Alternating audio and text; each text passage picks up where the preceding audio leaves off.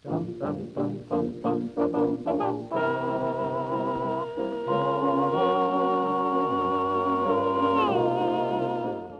that time of the year.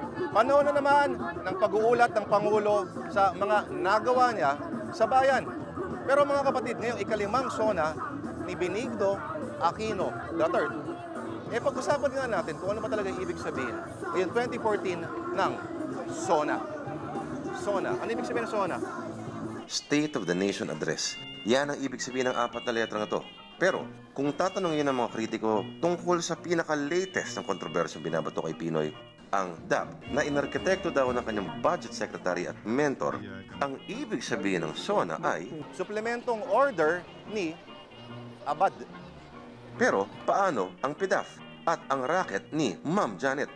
SONA sa laping over ni Napoles Aragoy. Pero sila kaya ang nagpoprotestang masang Pilipino? Siguradong alam na alam nila ang ibig sabihin ng SONA. Station of the, ano ba yan? Address. Parang po SONA, parang tinatawag natin na kahirapan ng mga Pinoy. SONA.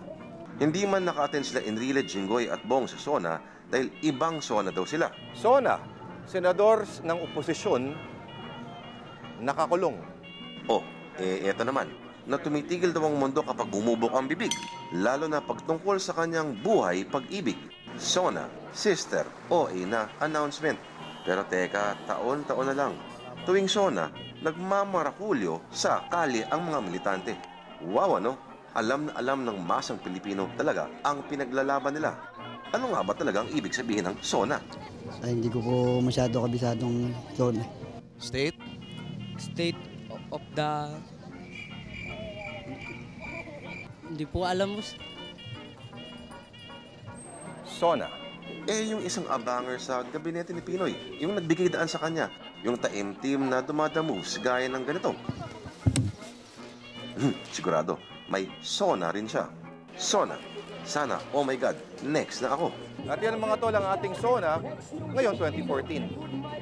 Pero bago magkalimutan, may isa pa pala.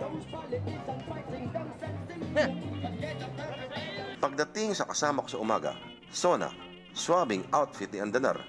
Or pagdating sa showbiz reporting, SONA, sa Bayton. Obvious na alang kwenta. Easy, may babalita pa nga ako sa inyo.